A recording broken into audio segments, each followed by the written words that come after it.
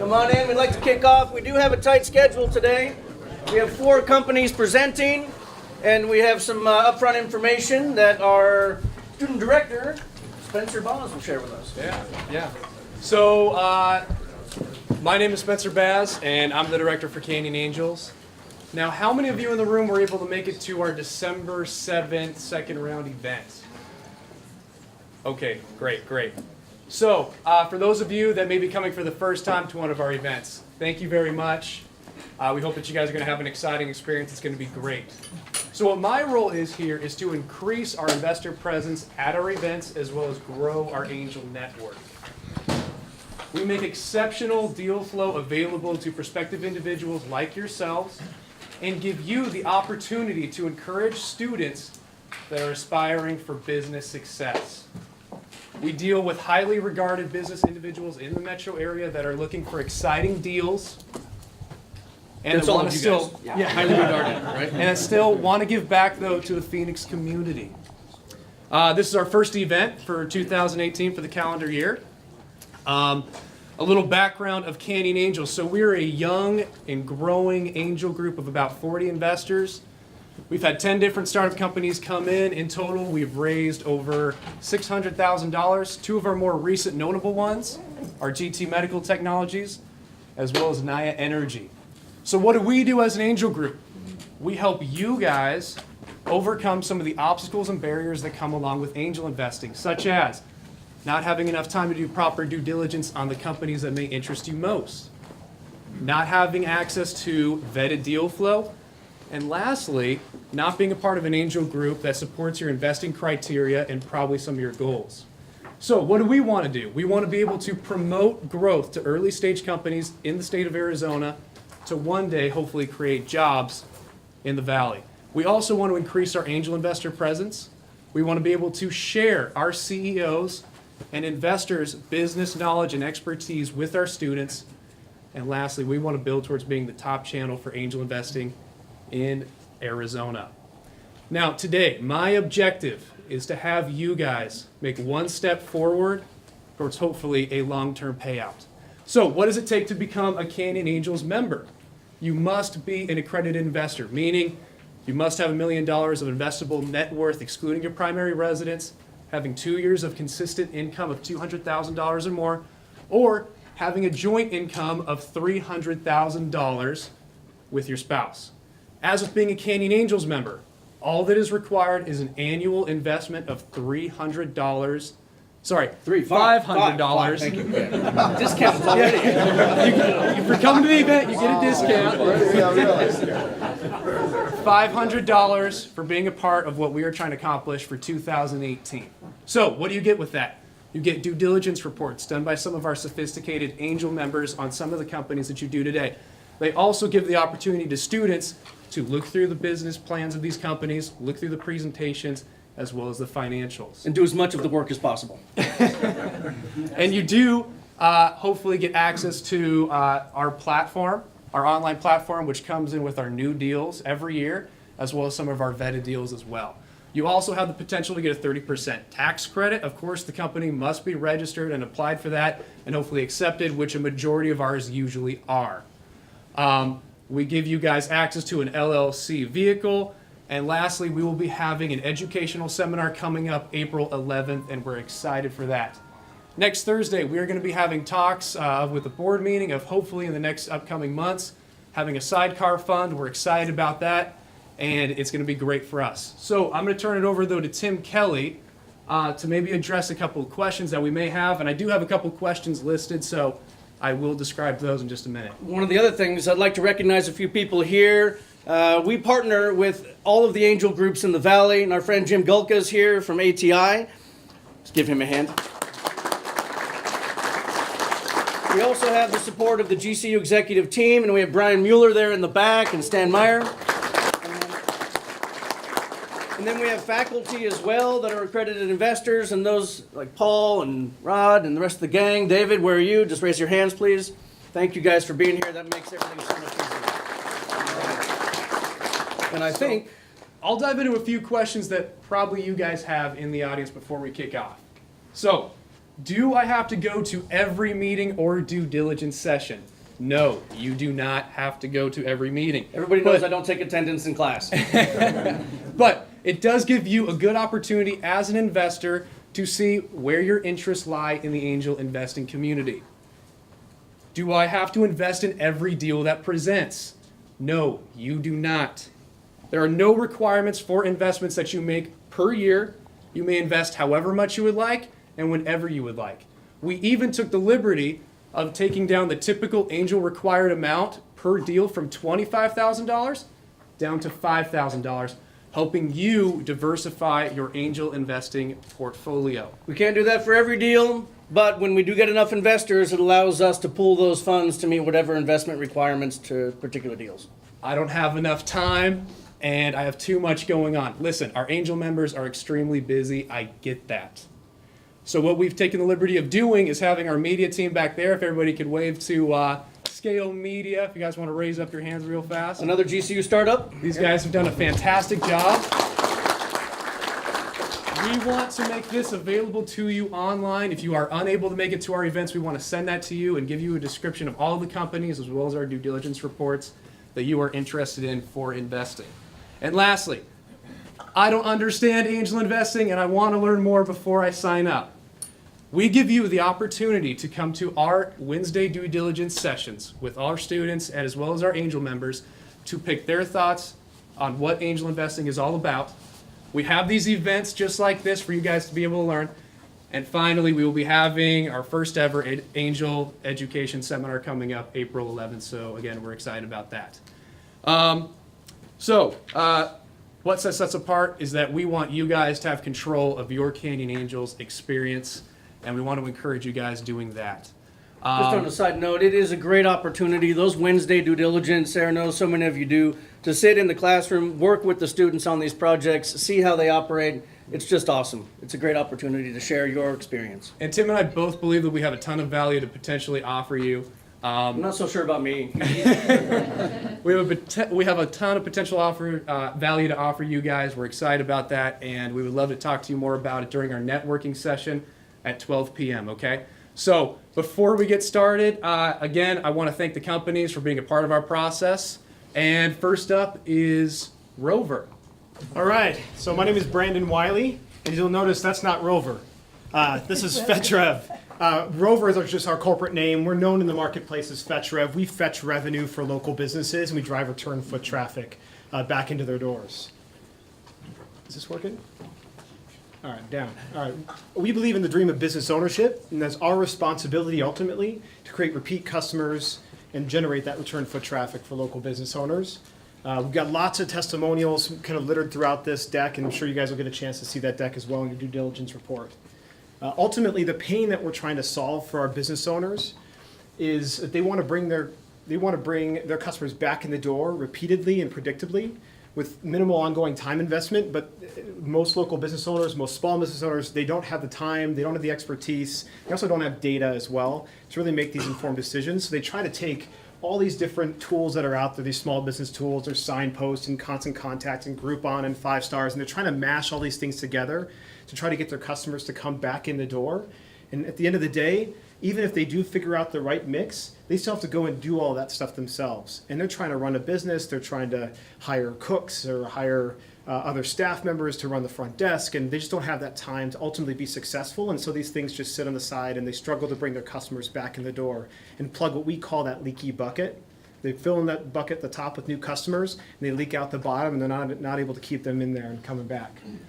So our solution is to provide a fully automated direct response marketing software. We like to call our customer retention marketing software. It's a little bit, makes more sense for the local business owner, that engages each customer through consistent touches. So ultimately what we do is we send these types of buy now offers or claim now coupons directly to their consumers. We collect their customer data through different mediums, through their point of sale system or through their Constant Contact, put it into our system, and we send out automatic targeted offers that go out to their consumers across multiple digital channels. So out over email, SMS, it goes on their website. We also then target those consumers in their Facebook and social media news feeds like Instagram and Twitter.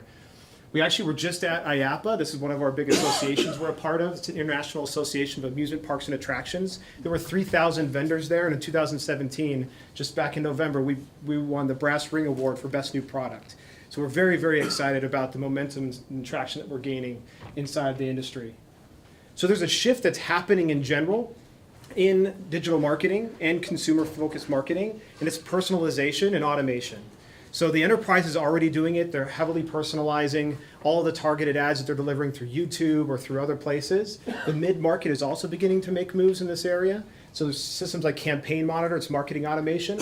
They just acquired this company called Taga, which is a personalization engine. So it takes consumer data, personalizes all the emails that Campaign Monitor sends out and goes out. These solutions are way too expensive for a local business owner. And so we feel like the local business owner should be able to have the same power that ultimately an enterprise or mid-market has. So the product market fit, we have 750 customers already today across 3 different key verticals: amusements and attractions, health and beauty, and car care. We're generating $2 million in monthly revenue for our customers directly attributable through our buy now offers that go out. And we're sending about 45 million targeted promotions every single month over email and over social media. So we can look at this big number down here. That's all great and exciting. We actually want to focus on our SOM. We believe we can capture 10% of our target market in those 3 key verticals across the US and the UK. And that gets us to our revenue numbers that we ultimately want to hit over the course of the next 3 years. So in 2016, we ended the year with about 1.3 million in annual run rate. We ended last year at 2 million. That's great on the back of 2-3 sales reps. It's about what we've had over the course of the last year. We want to we're doing our raise now to accelerate that, to add additional headcount on the sales side, to increase our sales development reps, increase our account executives, take what we've learned, take our product market fit, and push that and basically accelerate that throughout the course of this year and then into the next few years. This is our management team. This is myself again, Brandon Wiley, the CEO. We've got a phenomenal management team. We have about 25 employees in our Tempe office, our South Tempe office today. And Stuart leads our technical team, Jack leads our client experience, and then Kyle and Mike both are on our sales development from a business development standpoint and from a multi-location and franchise system growth. With that, again, I'm Brandon Wiley and happy to take any specific questions or comments. I think there's a Q&A, right? All right, sounds good. Brandon, what's your revenue model? So it's a subscription and revenue share. So we have multiple different subscription levels based on the percentage of revenue that they want to give up. So $100, $200, $300 a month. 20% at the $100 level we take of the buy now offers. After 2 times ROI, I'll explain that in a second. And then the 200 we take 10% and 300 we take 5%. So if most of our customers are around the $200 a month level, a 10% revenue share, we don't take that 10% until they've hit $400 in revenue generated that month. So we always make sure our customers are seeing positive ROI before we take any revenue share.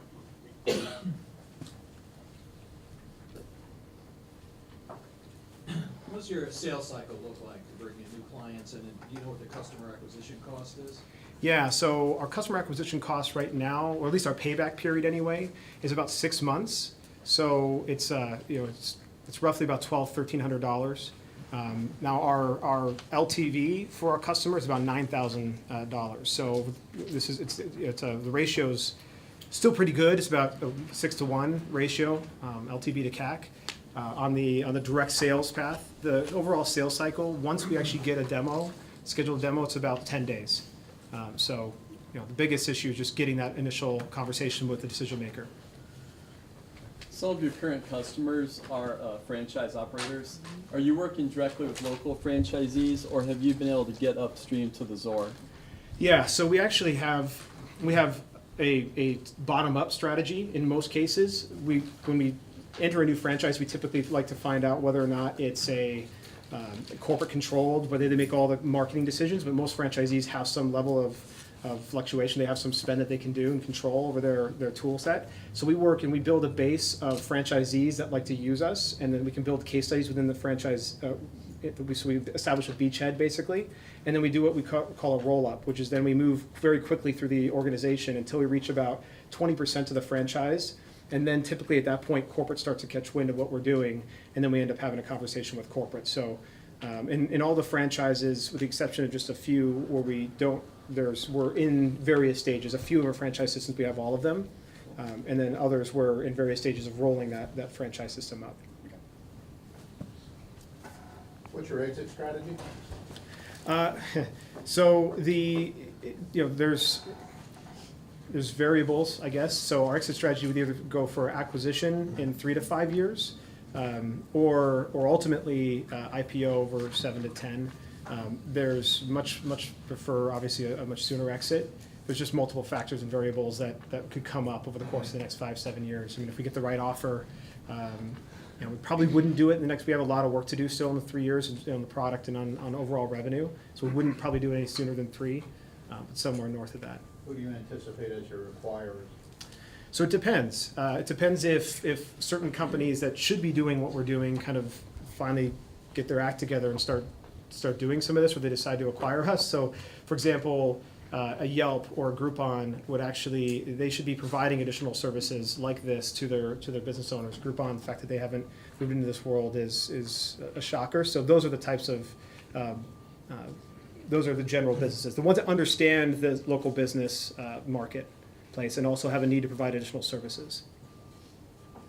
What's the capital raise you're looking for, and how are you going to allocate the funds to what kind of activities? Yeah, so we're looking for $1.5 million. It's a blend of debt and equity, so most likely a fair split right down the line. So 50% in debt, 50% in equity, and then the use of funds, about 60 to 70% is towards growth activities, and then the remainder is towards product development. So just accelerating that, hiring additional engineering to really move forward our product from where it is today and just keep it moving forward. Talk about your competitors. You describe them as quasi-competitors. Yeah. What do you mean by that? Yeah, so what's interesting in our verticals, in the 3 verticals we've chosen today anyway, the ones that we've got the strongest product market fit, in the amusement attractions industry, we have no direct natural competitor. The closest thing that you have are what we call budget competitors, because in local business space, most of them have like $500 a month that they will devote towards marketing spend of some sort. And so they're spending that money on some of those that I showed you there, 5-star rewards or constant contact or something like that. So those competitors are the ones where we have to come in and we're pushing that budget out. But once they realize what we do and the additional value we drive, and the fact that we're cash positive for them on a month-over-month basis for all of our customers, it becomes an easy decision to make once they actually have that. I would say in health and beauty, we do have one probably fairly direct competitor, and that's Frederick. And so if anybody's familiar with Frederick, they were recently acquired by Booker Software. Booker has a sales and support office here in Phoenix. And so, yeah, they're more of a direct competitor in that one vertical. Not to be rude, but we do have to have a hard stop, so thank you, Brandon. Yeah. For decades, we've heard about the potential of nanomaterials in applications ranging from cancer treatments to sensors for self-driving cars, solar cells, batteries, and self-cleaning windows. Yet, in spite of all of this potential, nanomaterials have been used in less than 500 products. The reason for this slow market adoption is not demand. Companies like 3M and Dow Chemical have entire divisions dedicated to integrating nanomaterials into their products. The problem is not supply. There are hundreds of companies that make and sell the raw nanomaterials. If you were to ask any of these companies what the challenge is, they would tell you it's manufacturing. They need a technology for transforming the raw nanomaterials into coatings that companies like 3M use in their products. One of our customers put it best when they said, "Companies want to sell us a bucket of nanoparticles and call it a coating. That doesn't work for us." The challenge in transforming that bucket of nanoparticles into a coating is that it requires a very unique combination of speed and precision, very much like creating graffiti art. For example, you would never see an artist toiling away on one of these 50 square foot pieces using a tiny paintbrush. Likewise, you would never see an artist trying to create these intricate details by pushing pressurized paint through a fire hose. That's why when we think of graffiti, we think of spray paint and the aerosol can, the perfect combination of speed and precision. At Swiftcoat, we have developed the equivalent of the aerosol can for producing nanoparticle coatings. Our proprietary spray coating technology overcomes the 3 fundamental challenges of forming a coating from a bucket of nanoparticles. First and second, Just like the aerosol can doesn't care whether it's spraying green paint or blue paint onto a car door or cement wall, SwiftCoat is the only technology capable of depositing any type of nanomaterial onto any type of surface. Third, today's technology is the technological equivalent of paintbrushes and fire hoses, and they are unable to coat surfaces any larger than the lens that you use in your glasses. Today, SwiftCoat can coat surfaces that are up to 6 inches wide. That is industrial scale capability for the solar, sensor, and battery market, and in 10 weeks we'll be able to coat areas that are 10 times larger. We have built a business around this technology that has 3 streams of revenue. First, companies pay SwiftCoat to develop new types of coatings for their products. We currently have 4 paying customers for this service. Second, SwiftCoat sells its manufacturing equipment for use on pilot and production lines.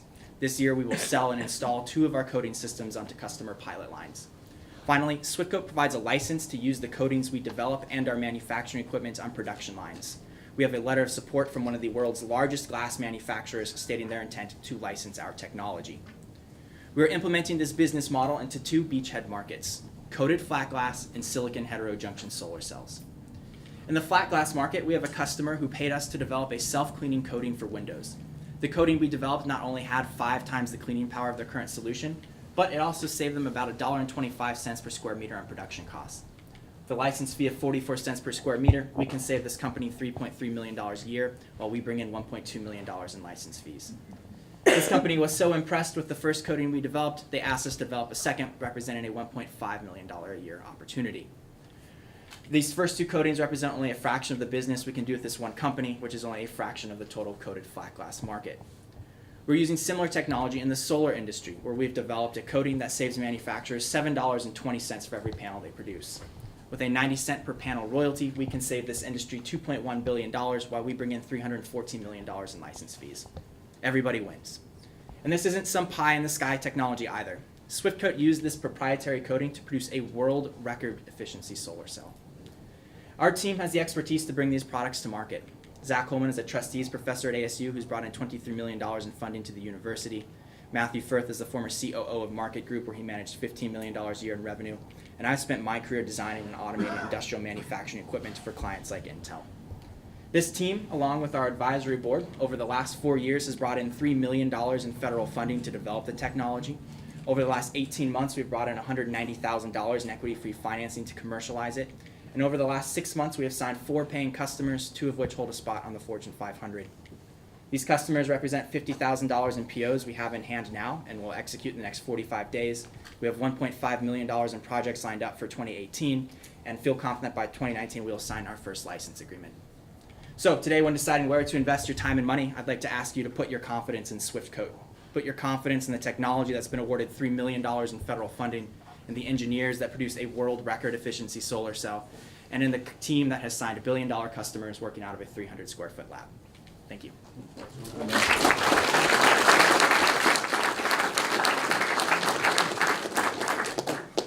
Yes. How efficient is that world record-setting solar cell? Sure. So this is a silicon heterojunction perovskite tandem cell. Came in at 23.6%. Yes. Why the multiple kind of revenue models? I know that gives you some diversity, but why not just say you're going to offer this as a service and versus selling the equipment, and how does that? Sure. So it takes about 24 months from the point where we start working with a company to where we're going to get one of these coatings on the production line. And we want to make sure that we're making some revenue along the way. So to make sure they're serious, we say, hey, pay us for the development work. Along the way, they're going to want to put equipment on a pilot line. So that's why we offer them these smaller pieces of equipment to start testing these things themselves. And then where we really make our money is then when we get to that license agreement. But we want to be able to eat before then. So like 3 years out, do you see this as like a 99% licensing Absolutely. revenue business? Yes.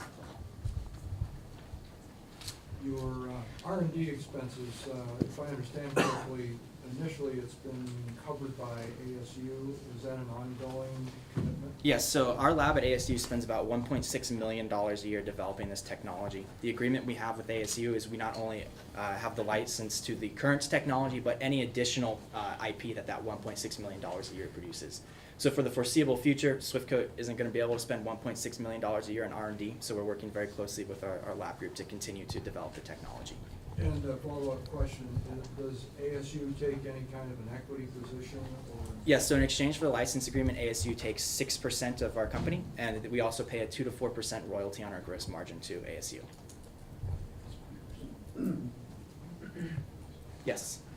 Is that royalty in perpetuity or what's that? Yes, so it's in perpetuity. It only counts on IP that we license from the university. Our eventual plan, 3 to 5 years out, is to not be using a lot of ASU's IP anymore. We want to start developing our own.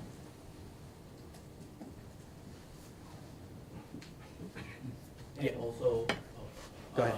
when you sell the company, would the IP, would the license transferable? Yes, so the license we have now is fully transferable. We're also able to grant sub-licenses. But you bring up a really great point. When we're negotiating with 3M for an acquisition, we don't necessarily want to have ASU at the table as well. And that's why we're really looking to get out from underneath the university and develop our own IP so that we have our own portfolio to sell. How much are you raising and what's your valuation? Yes, so we're raising $500,000 right now. A term sheet we sent out to another group of investors was at $6 million. Yes. What's unique about your process? Who are your competitors? Sure. So there's a couple different competitors you might come across. The ones you want to look into are Mantis, Rush Hypersonics. They have similar spray coating technologies, though they haven't been able to coat anything that's really much larger than this clicker here. Our main competitor is a company called Carestream. They are out of Northern California. They don't have similar technologies to us, but they have a very similar business model. They work with customers to develop new types of coatings, and then they will license that coating to them or they'll run that coating for them. They're a big $200 million a year company. That being said, we know the people at Carestream very well. We work with them. We're trying to get one of our tools in their portfolio. And what's unique about your process? So there's a couple things. One is the scalability. I think that is the big thing that separates us from the rest of the competition. The other thing that is extremely unique to our technology is what we can control about the coatings. So we can control basically how tightly nanoparticles pack together in the coating. And if you can control how tightly particles pack together, you can control the electrical properties of the film and you can control how it interacts with light and heat.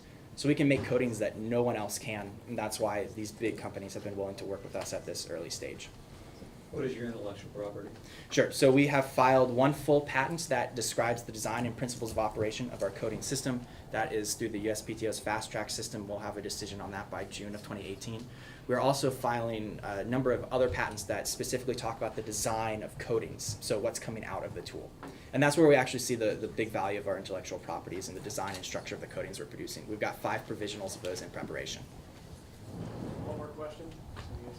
You're up front, yeah. Why are you raising so little? And what would you do if you got 10 times as much? The reason we're raising so little is the negatives that we get when we talk to a lot of people is, can you scale? What's the next step? We're so close to being able to prove that we can scale this up to something that's 10 feet wide. We just need a little bit to build this next generation machine to prove that. And I think when we're able to do that, our valuation goes up considerably. And so yes, we want to raise more money, but we want to do it on a valuation that's good for us. We just need to take this next step to do it. If we had 10 times more money that we're looking for, we'd hire a lot more engineers. We are turning down projects right now, and we've missed out on some big home runs because it just wasn't a project we had the time to take on. Give him a hand. You remember President Nixon? Here he is in 1971 signing the National Cancer Act, officially launching the United States war against cancer. And this is Vice President Biden, 2016, renewing that commitment with the cancer moonshot.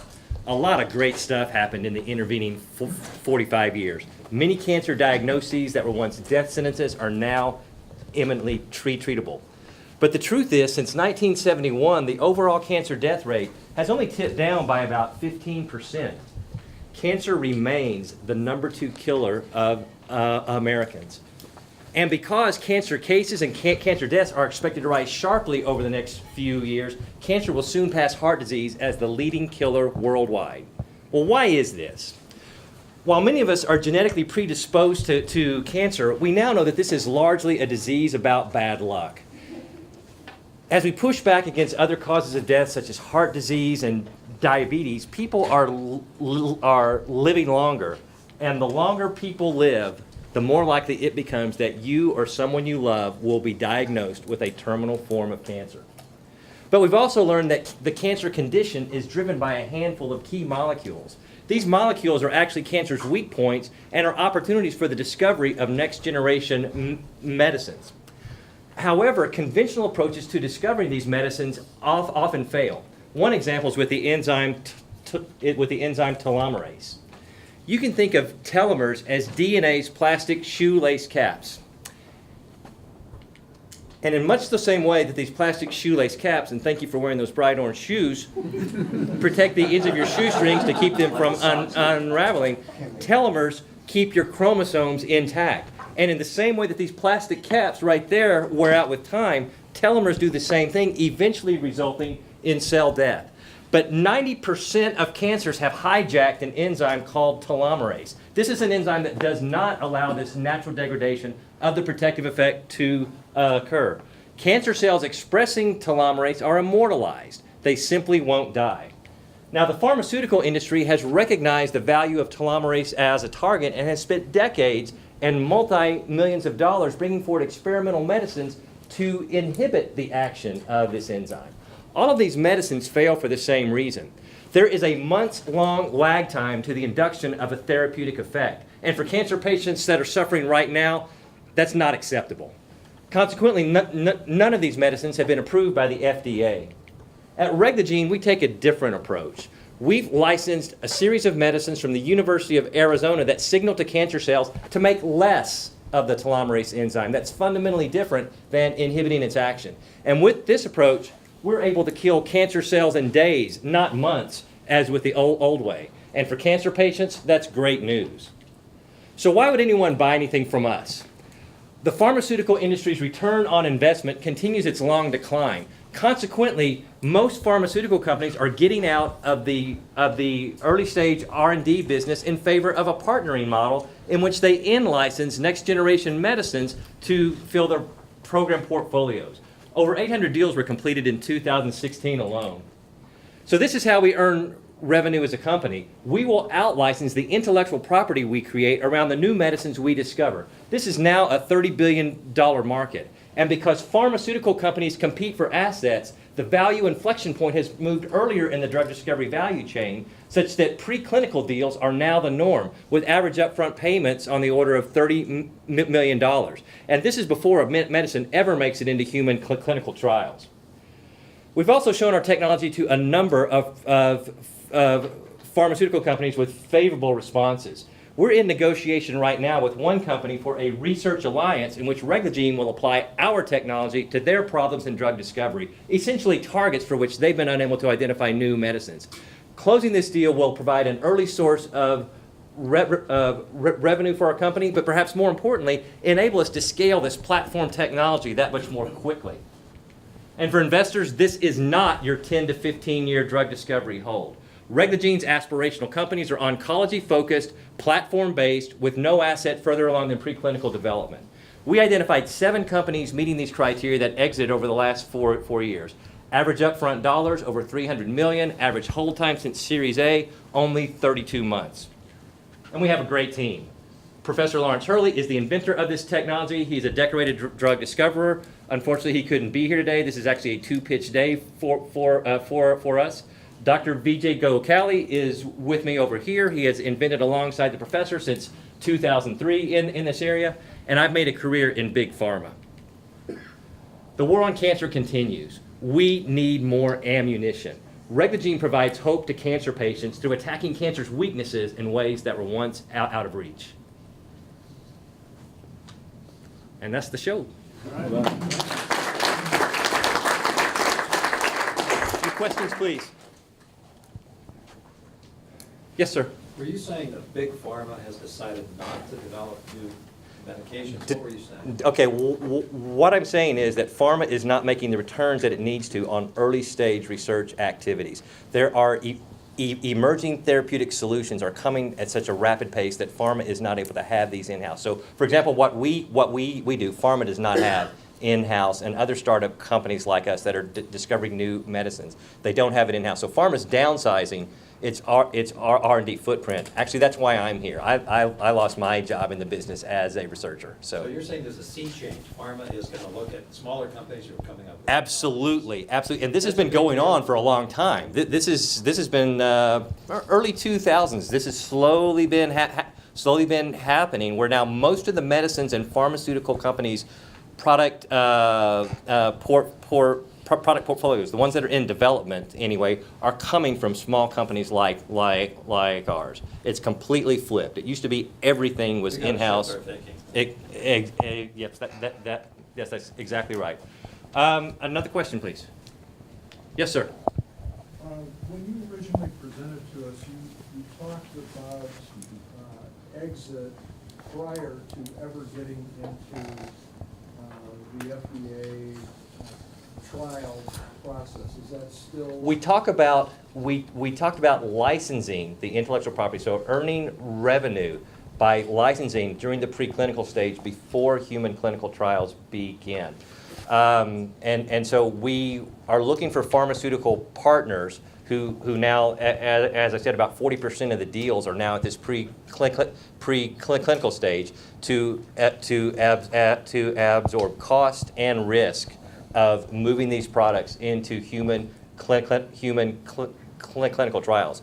Consequently, the kind of license deals that we would do have a relatively modest upfront payment, on average of $30 million, and are backloaded to where total deal value is about $300 million. There would be additional payments as a pharmaceutical partner takes a product through phase 1 trials, phase 2, phase 3, and on to the market. So it's not an exit, it's a licensing. That's revenue. And then you let the pharma. Exactly. Do all the trials and do everything. Exactly. Exactly. The likely exit for us is that we have a platform technology capable of spinning out a number of new medicines. The companies we want to be like, that's what they've done. When that's the case, a pharmaceutical company will buy that company to bring it in-house and have it as a standalone generator of new assets. Yes, Rick. Can you tell us what's proprietary to you versus, the drug companies presumably are developing the drugs that they're using your technology with, or are you owning the drug itself? Okay, so what we would have is, and what we've licensed from the University of Arizona is illustrative, is a composition of matter patent. So it's a patent on the medicine itself. And then what we have to provide then is a data package that shows that this medicine actually has the potential to be a drug. So this is it going through the right animal models to show efficacy, that it has the right drug-like properties. These are pill-like medicines that we're doing, so not biologics or any strange thing like that. These are the lowest cost of goods type medicines that we are intending to produce. And so it's showing that it's efficacious, showing that it's safe, doing all this with preclinical testing, of course, not yet in people, and then providing that data package to a pharmaceutical partner that is convincing. So we will have to produce big pharma level bona fide data packages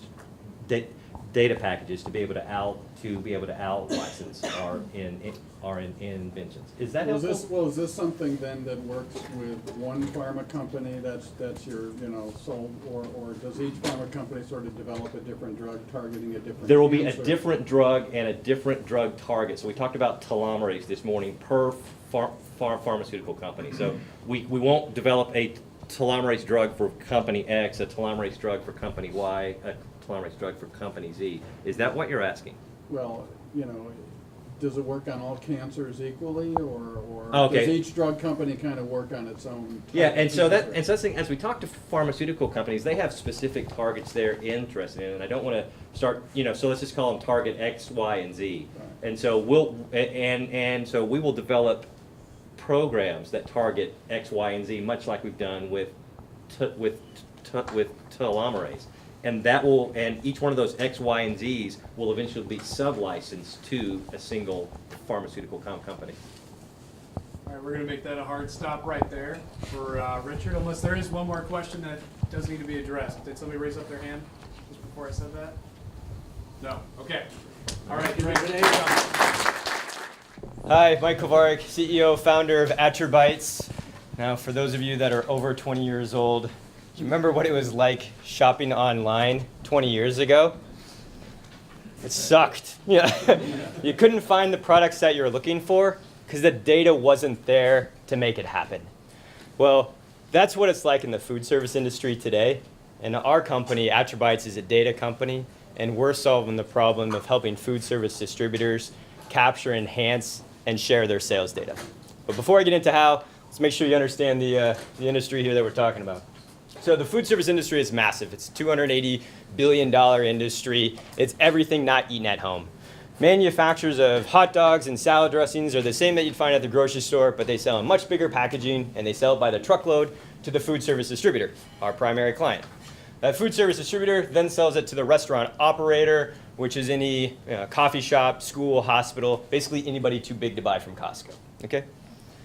Now, our platform is solving the biggest problem in the food service industry. Food service distributors are desperately trying to move to an e-commerce solution, but they lack the product data to make that happen.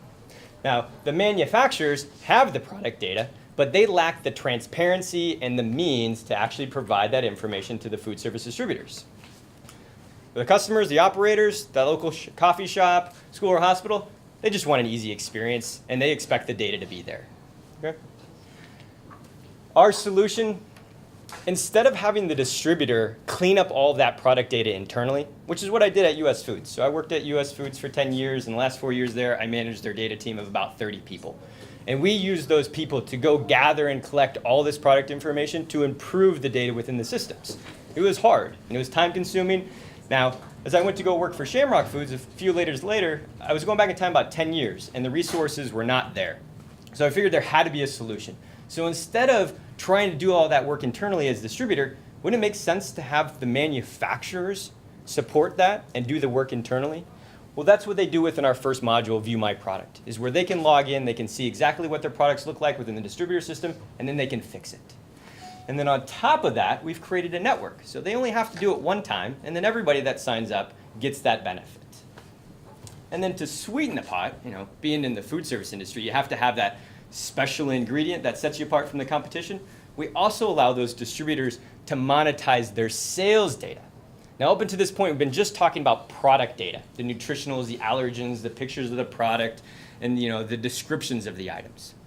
Now, we're talking about our second module, the sales data, to where those distributors can sell that to their manufacturers for a fee, and then we share in the revenues, so where they can get our services at no cost. Pretty cool, huh? So how it works. We receive 2 years of product data and sales data from the food service distributor, like Shamrock Foods. They invite all of their manufacturers to the View My Product module where they can enhance their information. Selected manufacturers get invited to the sales dashboards where they can see their market share and they can see where they need to focus to grow their business mutually with that food service distributor. On a more granular level, Shamrock Foods, one of our clients, partners with Ventura Foods, one of their manufacturers. They utilize our sales dashboards to figure out which category they want to grow and focus on. In this case, they picked mayonnaise. They decide that they need to go and clean up all of their product information on the mayonnaise within our View My Product module. The results, fantastic. Over 100% of our manufacturers have experienced sales growth. And they're growing over 15% of their competitors because of that clean data and the insights on how to grow their business. Now, how do we make money?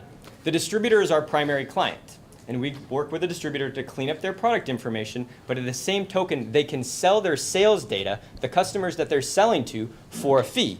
And we participate in one of two ways. So here is one example with Shamrock Foods. Our first client decided to use a license agreement where they pay us an annual amount and a fixed fee for each manufacturer that joins.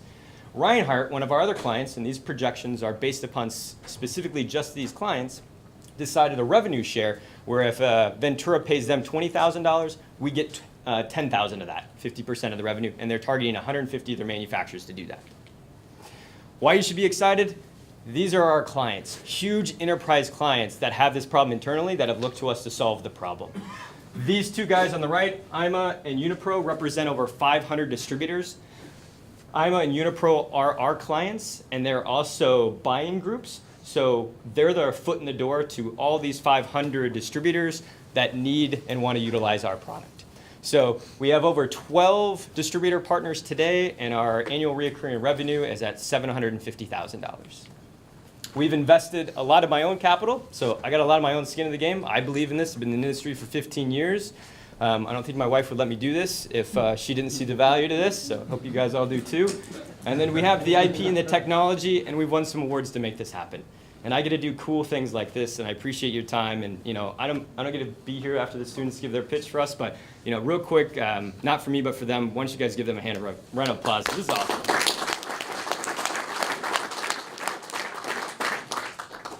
Alrighty, what questions you guys got? Shoot. What do you mean by secured all IP and legal liability? So from the basic sense, we have contracts that we can replicate with the different distributor partners that we work with, and then we're patent pending on the process and the system to capture product-specific attributes, which gets really granular on the actual individual product attributes that make up a individual product. So if you look at something as simple as a bottled water, is it flat, sparkling, and spring? Does it have a flat top? Does it have a sports cap? Is it glass or plastic? Those are what we call attributes, and that collection of it is what we do. Yeah, that's a bad one. No. Good question. What other questions? Sure. Looks like a really interesting business model. Is there a big data play beyond this that might be a separate opportunity from what you guys are focused on right here? Yeah, thank you. And I appreciate that leadway. That was great. I missed that. So we're collecting more food service data than any other company. We're receiving 2 years of transactional sales data from our food service distributors. And over time, we're going to be the largest aggregator of product data and sales data within the food service industry. Well, what does that mean? We get to do a whole bunch of things later on. We can become market research competitives, where people want to understand how much chicken finger business goes on across the U.S. They could come to us to get that access. And so that opens up a whole nother revenue stream for us, a couple years later. Thank you. I didn't pay him to ask that. Question? Can you give us a brief competitor rundown, and are there any intelligent blockchain applications in your business? Okay, I don't have any of the impacts. Yeah, so as far as two parts to that question. One is, who are the competitors? And then the second question is blockchain and some of that new technology. Can you embed that into your solution? Did I get that right? All right, cool. So the competitors that we have in this space today are, data companies, maybe data cleansing companies that say, hey, we'll go put a bunch of bodies at it and, we'll, fight for that same type of budget. But nobody has that solution that allows that crowdsourcing of data. The other types of competitors could be business intelligence tools that say, hey, let me help you build something internally to where you could go do this yourself. Or other product data management type companies that are fighting for budget, but nobody that's a true competitor that does what we do as far as clean up data and then monetize that sales data.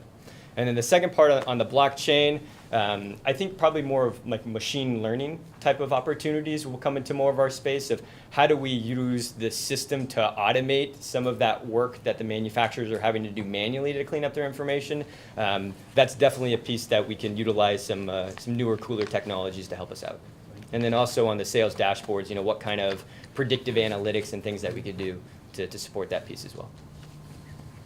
If I followed you, said the manufacturers have to put the product data into the system. What motivates them? How do you get to them to make sure they're aware that that's important? So the question is, the manufacturers have to enter in the data into the system, right? And then what's the motivation to make that happen? So two parts to that. One is we start with the distributor's data. So for the first time, those manufacturers actually get a lens into how poor their data is within the system. So as soon as they get over being upset and angry that that's what's actually in there, then they're just intrinsically motivated as if you had a really bad LinkedIn profile and you're looking to promote yourself as a professional. These guys get paid on the amount of products that they sell within the distributor system, so they're motivated to make sure it's updated and accurate and maintained. So they're excited to do that.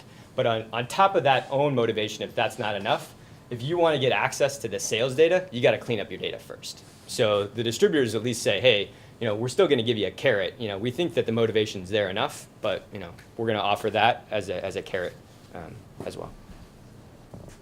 We have time for one more question. One question. Shoot. Use of funds, is it a combination of more technology people building out the software and sales and marketing? Yeah, so use of funds, and I'm going to brag about my team for a minute because I didn't get a chance to do that. We only have one sales guy today. I'm CEO, sales guy, wear all hats, but I don't get to sell enough. We got one sales guy, Ryan, who's a rock star. He's been in the sales industry for 15 years, in food service specifically. So this is a very relationship-driven industry, and you got to have salespeople within that industry. So the majority of the funds are going to go to pay for salespeople within the industry. And then we haven't even done anything with marketing either. So we got like $400 a month that we're spending in marketing. A lot of it's word of mouth. So we can do a lot of cool things with actually putting some money towards marketing, and then a small piece going into like some machine learning and some other things. But the system's built, so it doesn't have to go into building the technology or anything like that. Let's give him a hand.